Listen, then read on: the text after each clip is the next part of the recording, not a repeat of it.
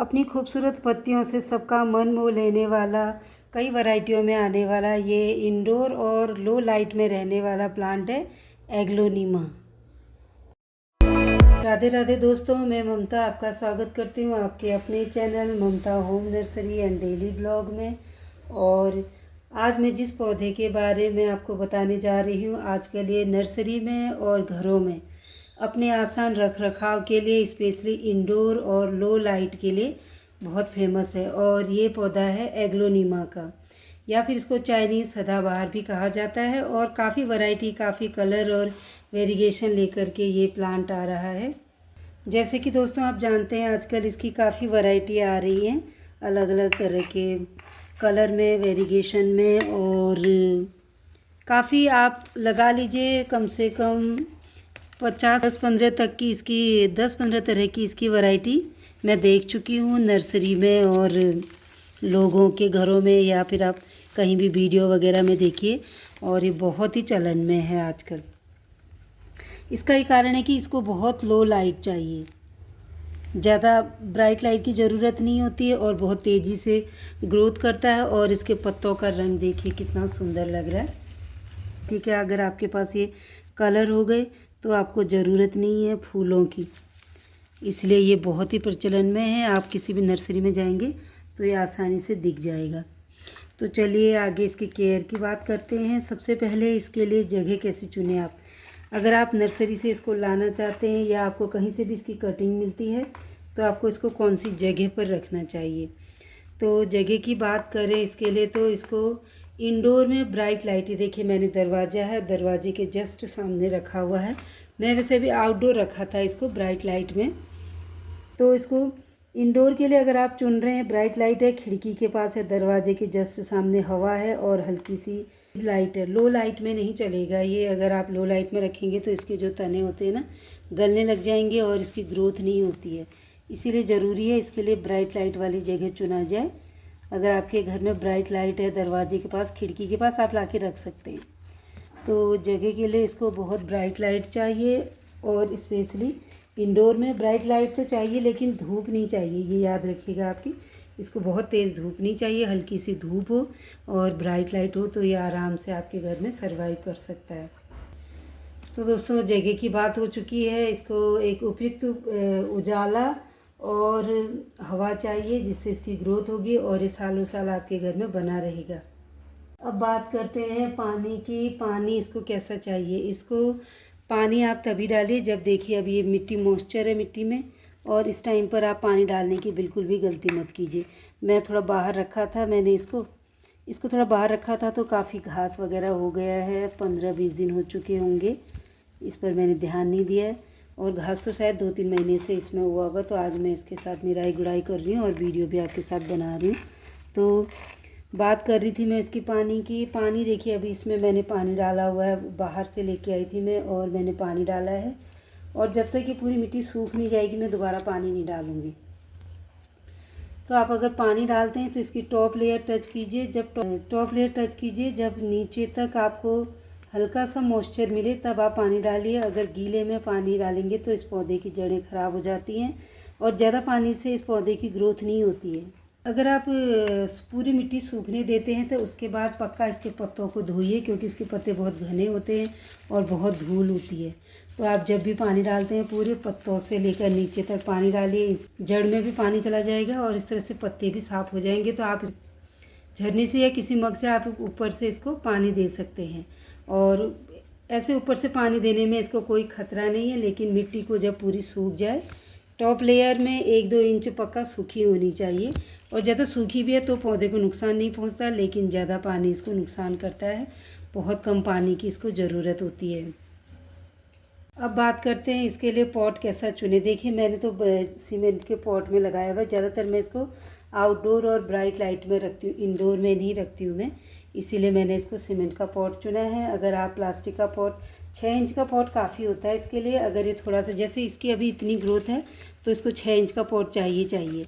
और अगर छोटी ग्रोथ होती है तो आप छोटे पॉट में इसको लगा के रखिए। और ब्राइट लाइट में रख रहे हैं तो सीमेंट का या सेरेमिक पॉट सही है। और इंडोर रखते हैं तो नर्सरी के जो पॉट आते हैं, मैं हमेशा बोलती हूँ नर्सरी वाले पॉट आप यूज़ कीजिए। मोटे प्लास्टिक के पॉट में पौधों को सांस लेने की ज़रूरत जगह नहीं मिलती है, इसलिए कोशिश कीजिए नर्सरी वाले जो ब्लैक रेड कलर के पॉट आते हैं उन पॉटों का इस्तेमाल कीजिए। और 6 इंच का पॉट काफ़ी है इसके लिए। इसकी इतनी ग्रोथ के लिए 6 इंच का पॉट बहुत ज़रूरी है। ज़्यादा बड़ा भी नहीं होता है, बस ये ऐसे ही इसकी पत्तियों का साइज हमेशा ऐसे ही रहेगा। आप अगर ये सोच रहे कि हम बड़े पॉट में लगा देंगे और बड़ी ग्रोथ होगा, बड़ी पत्तियां होंगी, तो ये गलत है। इसको ज़्यादा बड़े पॉट की ज़रूरत नहीं होती है, मिनिमम 6 इंच का, और इसकी पत्तियां हमेशा ऐसी रहेंगी। अब बात करते हैं इसके लिए खाद और मिट्टी। इसके लिए खाद की एग्लोनिमा एक ऐसा पौधा है जिसको शायद ज़्यादा खाद की ज़रूरत तो नहीं होती, लेकिन पत्तियों की चमक के लिए ज़रूरी है कि नाइट्रोजन हो और पोटेशियम और कैल्शियम हो। तो आप इसके लिए एक ऐसी मिट्टी बनाइए जिसमें आप नाइट्रोजन डाल सकते हैं, पोटेशियम और कैल्शियम इसमें यूज़ कीजिए।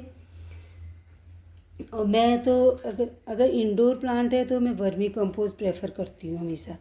इंडोर प्लांट के लिए आप वर्मी कंपोस्ट और पत्ते की खाद, अगर आपने आउटडोर रखा है तो किचन वेस्ट की खाद जो 2-3 महीने पुरानी हो जाती है वो डाल सकते हैं आप इसमें। और प्लस इसकी मिट्टी कैसी बनानी है, तो मिट्टी ऐसी बनाइए पोरस हो जो, और पानी बिल्कुल भी ना रुके। किसी भी पॉट में अगर पानी डालते हैं तो 25 से 30 सेकंड के अंदर बाहर चला जाना चाहिए। इसको गीली या सौगी मिट्टी बिल्कुल भी पसंद नहीं आती है। अगर ज़्यादा गीलापन रहेगा तो इसकी जड़ें गलने लग जाएंगी और बहुत जल्दी ये ख़राब हो जाता है। अगर आपने मिट्टी का और पानी का, पॉट का ध्यान रखा तो ये बहुत दिनों तक चलता है। तो ये हो गया इसका मिट्टी का। और मैं कभी कभी लिक्विड फर्टिलाइज़र भी डालती हूँ, लिक्विड जैसे बनाना और अनियन पील। और कैल्शियम के लिए आप इसको थोड़ी मात्रा में, इसके लिए चूना या चूने का पानी, या फिर आप चौक का पाउडर, या कई बार ना मैं चौक की स्टिक ऐसे पॉट में, हर पॉट में दबा के छोड़ देती हूँ, तो आप एक चौक की स्टिक दबा के रख दीजिए। और पत्तों की चमक के लिए आप इसके लिए, पत्तों की चमक के लिए ज़रूरी इसके पत्तों को आप साफ़ कीजिए और स्प्रे करते रहिए।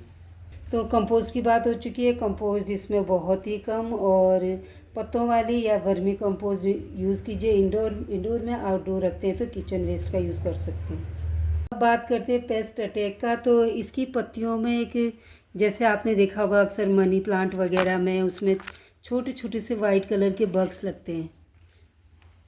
उसके लिए आप नीम ऑयल यूज़ कीजिए, या घर में बनाया हुआ लहसुन और मिर्च का जो आजकल चल रहा है ऑर्गेनिक, घर में बॉयल करके या नीम के पत्ते उबाल करके उसके पानी का आप इसके पत्तों पर स्प्रे कीजिए।